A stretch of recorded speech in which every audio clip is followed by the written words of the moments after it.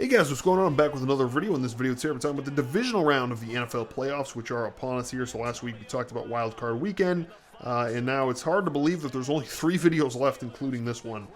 So after this, we'll be talking about the AFC and NFC Championship games next week, and then of course the Super Bowl last but not least after that. So in stark contrast to last season, where all of the underdogs, all of the road teams won out on Wild Card Weekend, it kind of went back to normal this year. All the favorites, all the home teams won. And now the divisional round is upon us.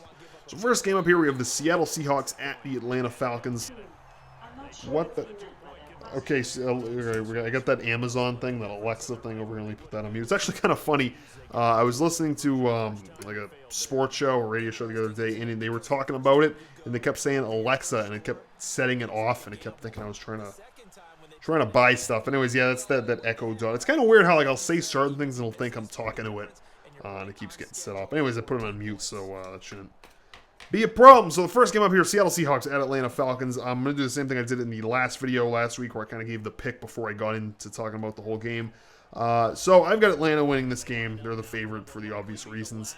So if you go back to 2014 with the Seahawks. They went. I know they went to the Super Bowl in 13, but just starting with 14, 15, 16 here. They went to the Super Bowl in 14, and of course they lost to New England. And remember that the only reason the Seahawks got out of that Super Bowl is it came down to a recovered onside kick against the Carolina Panthers in the playoffs to somehow miraculously come back and win by a few points. Last season, the Seahawks stayed alive in the playoffs because Minnesota somehow missed a chip shot, easy field goal at the end of the game. It was that really cold game that they played there. And this last week in Wild Card Weekend here, the Seahawks, once again, were just getting away with it. Missed calls. There was that one touch. I forget who it was that caught it, but he was like grabbing the face mask of the defender there. They got away with that. Everybody knows about, the Hail Mary play, the dual possession against the Packers. They robbed the Packers there. The Seahawks, they're almost luckier than the New York Giants. I gotta say, they get away with a lot of things, and it's, I don't know. I don't see it happening this week. They kind of got away with a few things, a lot of missed calls last week. But anyways, this week it seems like this is going to be the end of the road for them, barring some sort of miraculous playoff thing that somehow only happens to the Seahawks and the Giants, for that matter. Let's not rule them out with the helmet catches and all that stuff. But anyways, I've got Atlanta winning this game. Atlanta, first of all, it's in Atlanta.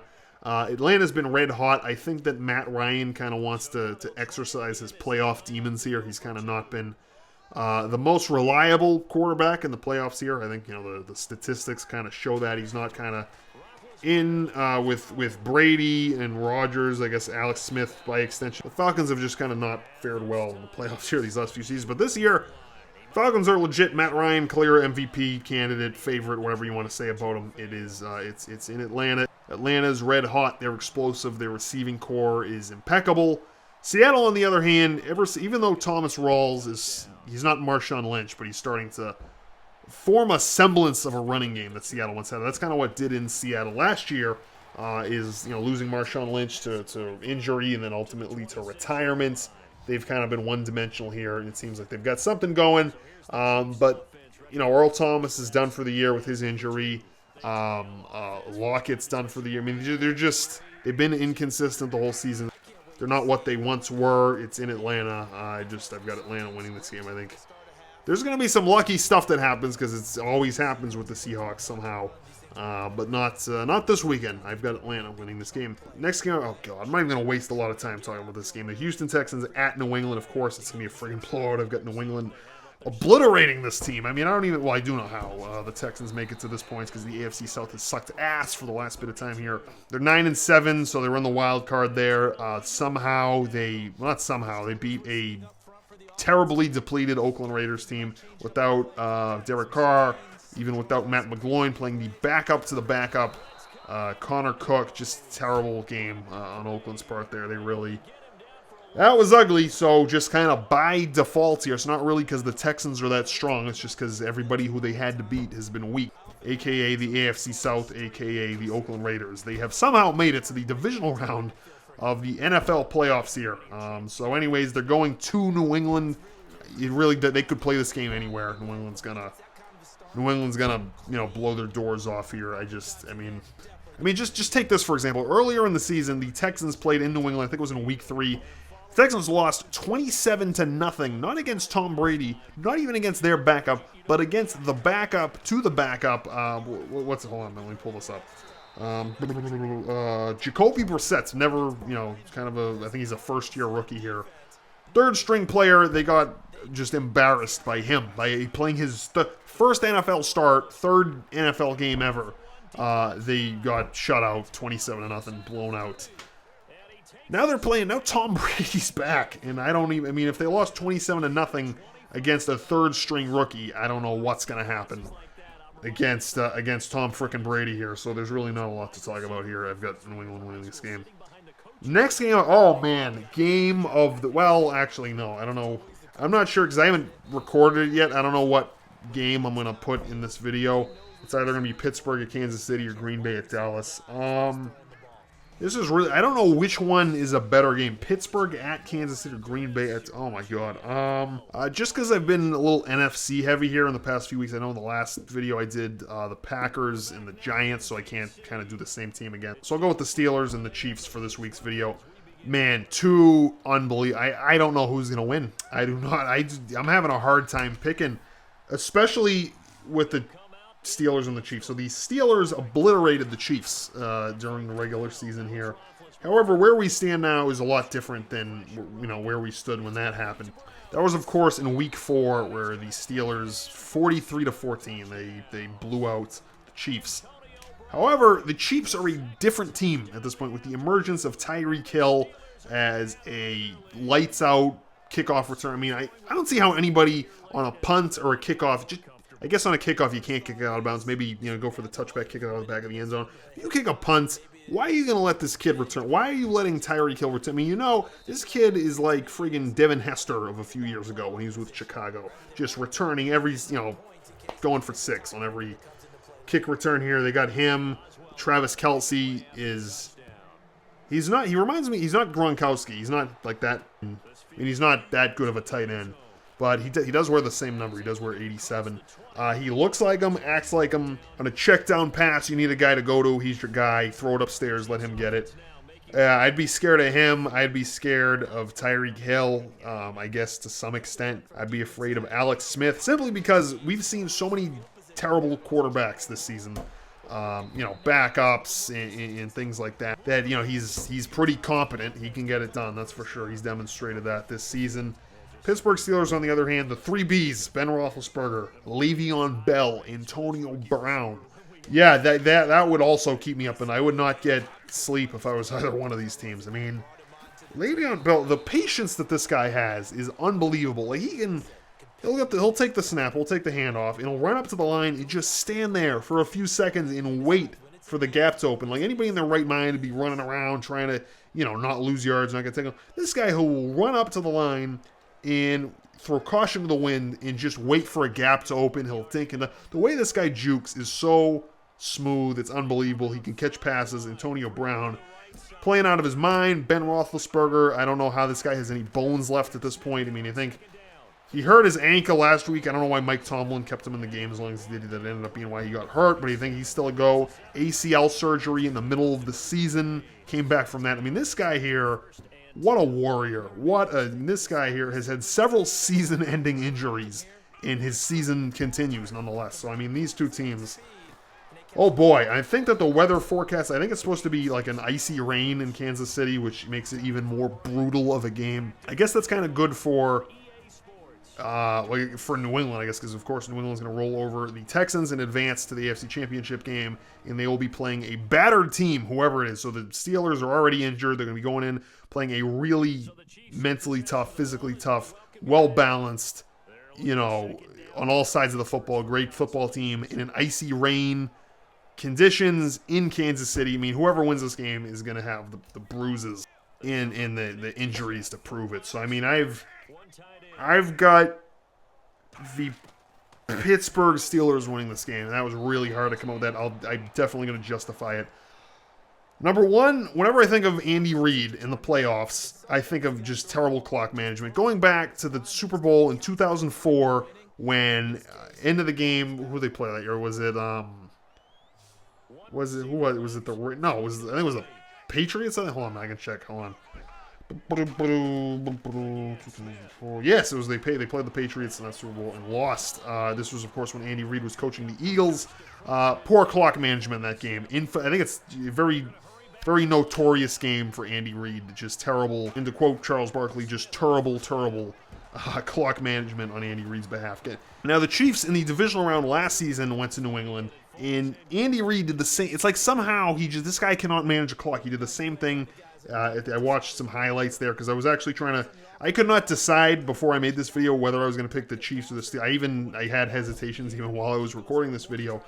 So I went back and I watched highlights of the Chiefs and the Steelers in the playoffs just to kind of see what they put on the table there. And the Chiefs, once again, Andy Reid just did not manage the clock. He just, behind, and he had timeouts and just did not, use them or use them early. The guy does not manage the clock very well in the playoffs. The Steelers, on the other hand, they are injured. They are depleted. They are missing some guys. The guys who are playing are injured as hell. Roethlisberger's injured. I have questions about their secondary, but they are a hard team. They are a mentally tough, physically tough team that you hand it off to Le'Veon Bell. They've got playmakers on that team. They've got some guys who, regardless of the situation or who they're up against, guys who are going to make a play. Guys who will, complete a pass. Guys who will juke, dink, and dunk. I mean, I don't know. They've got playmakers on that team. And I almost think that the fact that they haven't, all the injuries that they've faced this season, they got their doors blown off by Miami. In a way, I think that having that in your rearview mirror, I think makes you a tougher team. When you kind of get your act together in the playoffs, having had to face all that adversity, I think just makes you tougher. I don't know. I got Pittsburgh winning this game. Enough said. Last game here. Oh, God. This game here. Green Bay Packers at the Dallas Cowboys. So going back to last week when the Packers faced the Giants, I did have the Giants winning that game because it did seem like the Giants are doing what the Giants always do whenever they make it to the playoffs. Just these improbable runs, great defense, same defensive coordinator. I think they faced the Packers the last few times they went to the playoffs. It just looked like the same thing, just kind of a repeat of starting off in the wild card round, fighting your way to the Super Bowl, and ultimately being a mentally and physically tough team. It just seemed like that's kind of what they're doing. Circus catches galore this time with Odell Beckham in place of David Tyree.